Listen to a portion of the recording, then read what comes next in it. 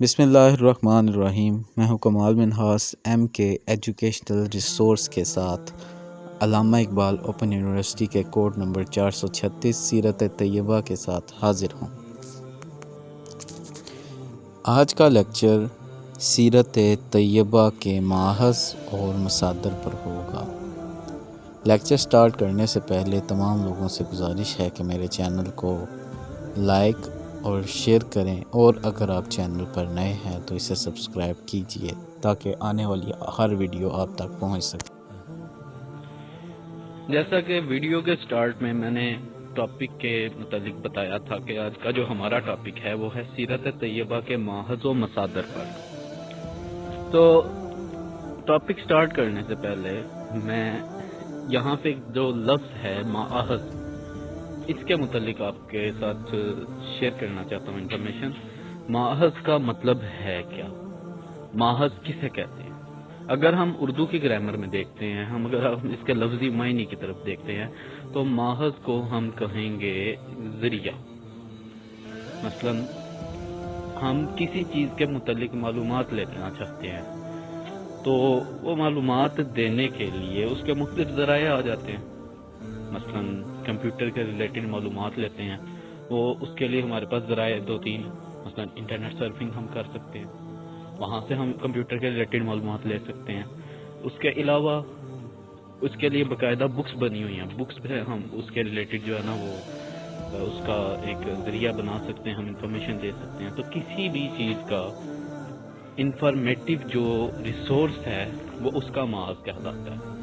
تو یہاں پہ اگر سیرت طیبہ کی بات کرتے ہیں تو سیرت طیبہ کے جو ماخذ ہیں وہ ایسی کتابیں یا ایسا مواد ہے یا ایسے آثار قدیمہ ہیں جو کہ ہمیں سیرت طیبہ کے متعلق انفارمیشن دیتے ہیں، تو وہ تمام کے تمام سیرت طیبہ کے ماخذ کہلائیں گے۔ تو قدیم زمانے سے لے کے اب تک سیرت طیبہ کے لیے کئی ماخذ ہمارے پاس آ چکے ہیں، لیکن جن ماخذ کے متعلق بات کی جاتی ہے کہ وہ بالکل ایکوریٹ ہیں۔ اب دیکھیں ڈیفرنٹ کتابیں سیرت طیبہ پہ لکھی گئی ہیں، ایک نہیں کئی ایک مؤلفین ہیں، کئی ایک ایسے لوگ ہیں جنہوں نے سیرت طیبہ پہ کتابیں لکھی ہیں اور ان کی تعداد لاکھوں بلکہ کروڑوں میں ہے۔ تو وہ تمام کے تمام جو ہیں وہ ایک ریسورس دے رہے ہیں، کس کا؟ سیرت طیبہ کا ریسورس دے رہے ہیں۔ لیکن جو پیٹنٹ ماخذ ہیں سیرت طیبہ کے وہ مدرجہ ذیل ہیں، جن میں قرآن مجید سب سے زیادہ اہم ماخذ یہی ہے۔ جب بھی ہم بات کرتے ہیں رسول اللہ صلی اللہ علیہ وآلہ وسلم کی سیرت کی تو وہاں پہ ہمیں سب سے پہلے ہمارے ذہن میں جو بات آتی ہے وہ آتی ہے قرآن مجید کی۔ تو قرآن مجید ایک ماخذ ہے۔ پھر کتب احادیث، صحاح ستہ کو بڑی اہمیت حاصل ہے، لیکن ٹوٹل 17-18 احادیث کی کتب ہیں جو کہ کافی ساری انفارمیشن سیرت طیبہ، سیرت صحابہ اور پتہ نہیں کیسی کیسی اسلامک انفارمیشن کے ریلیٹڈ ہے، جن میں فقہ بھی آ رہا ہے اور بھی بڑے معاملات جو ہیں احادیث میں آ رہے ہیں۔ تو سیرت طیبہ کا دوسرا بڑا ماخذ جو ہے وہ کتب حدیث ہے۔ اس کے بعد ہم تاریخ کو دیکھتے ہیں، تواریخ حرمین تیسرا اس کا ماخذ بنے گا۔ اس کے بعد تاریخ عالم یا تاریخ اسلام پر لکھی گئی اہم کتابیں۔ پھر پانچواں ماخذ ہے مشاہیر و اعلام کے طبقات، مشہور شخصیتوں کے حالات کسی درجہ بندی کے لحاظ سے۔ پھر چھٹا ہے خاص سیرت پر لکھی گئی اہم اور ابتدائی کتابیں۔ ان میں جو پہلے 5 ماخذ ہیں وہ براہ راست سیرت اور صرف سیرت نہیں ہیں، یعنی ان کا بنیادی مقصد رسول اللہ صلی اللہ علیہ وآلہ وسلم کی مبارک زندگی کے جملہ واقعات و حالات تفصیل کے ساتھ بیان کرنا نہیں، بلکہ سیرت کا کچھ نہ کچھ حصہ ان میں ضمناً بیان ہوا ہے۔ لیکن جتنا بھی حصہ ان میں بیان ہوا ہے اس کی صحت پر بھروسہ کیا جا سکتا ہے، اور مجموعی طور پر ان جملہ ماخذ و مصادر سے حاصل ہونے والی معلومات کے ذریعے کوئی جامع کتاب سیرت تیار ہو سکتی ہے۔ یہی کام ماخذ کی چھٹی قسم یعنی کتب سیرت میں کیا گیا ہے۔ البتہ صحیح معلومات کی فراہمی، علمی چھان بین، زمانہ تالیف، وسعت تفصیلات وغیرہ کی بنا پر کتب سیرت کی اہمیت کی درجہ بندی کی جا سکتی ہے۔ سیرت طیبہ کے ان ماحد کی اہمیت اور ان کے تعارف سے متعلق حسب ذیل امور قابل توجہ ہیں۔ جو سب سے پہلا ماحد ہے اس کے ریلیٹڈ اب بات کرنا چاہ رہا ہوں۔ پہلا ماحد ہے قرآن مجید۔ قرآن مجید سیرت طیبہ کا اصل اور سب سے زیادہ صحیح اور مستند ماحد ہے۔ قرآن مجید اللہ تعالیٰ کا وہ کلام ہے جو حضرت صلی اللہ علیہ وآلہ وسلم پر 23 سال کے عرصے میں آہستہ آہستہ نازل ہوا۔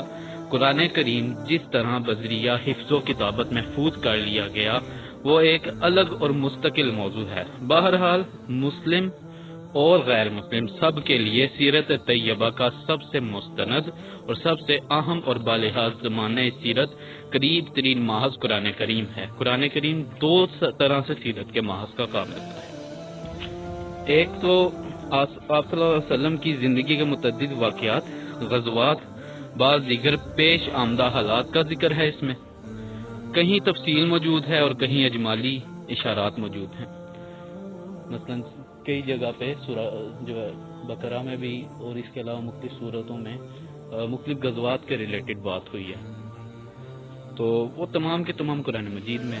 اب یہ جو پڑھتا ہے قرآن مجید، وہ قرآن مجید کو سمجھتا ہے، یہ اس کے لیے نشانیوں کے طور پہ جو ہے اس نے اس کو سمجھنا ہے۔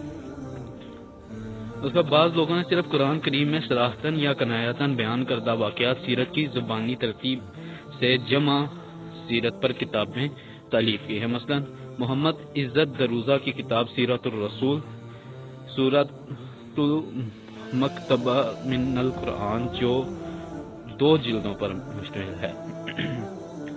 دوسرا، قرآن کریم میں وہ تمام تعلیمات ہیں جن کو حضرت صلی اللہ علیہ وآلہ وسلم نے عملاً نافذ کیا۔ اس طرح معاصر کفار کے بعض اعتراضات اور ان کے جوابات مذکور ہیں۔ قرآن کریم کی اس قسم کی آیات کی تفصیل اور زمانہ یا موضوع نزول کے بارے میں سیرت طیبہ کے واقعات کی طرف رجوع کرنا ضروری ہو جاتا ہے۔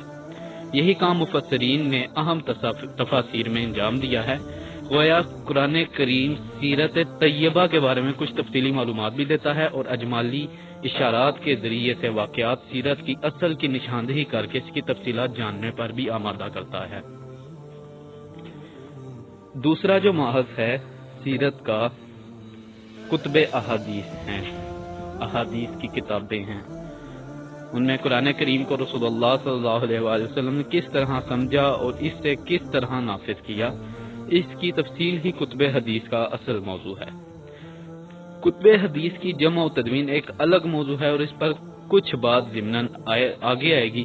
یہاں جس بات کو ذہن نشین کرنا ضروری ہے وہ یہ ہے کہ کتب حدیث میں حضرت صلی اللہ علیہ وآلہ وسلم کے احکام، تعلیمات، خطبات، مواعظ، قضایا، قانونی فیصلے وغیرہ بھی بیان نہیں کیے ہوئے، بلکہ بعض نہایت اہم واقعات سیرت بھی بیان ہوئے ہیں۔ چونکہ حدیث کی روایت اور نقل میں عام کتب صریح و سیرت کی نسبت زیادہ تحقیق و چھان بین سے کام لیا جاتا ہے، اس لیے کتب حدیث میں بیان کردہ واقعات سیرت قرآن کے بعد باقی تمام ماحذ سیرت سے زیادہ مستند اور قابل اعتماد ہیں۔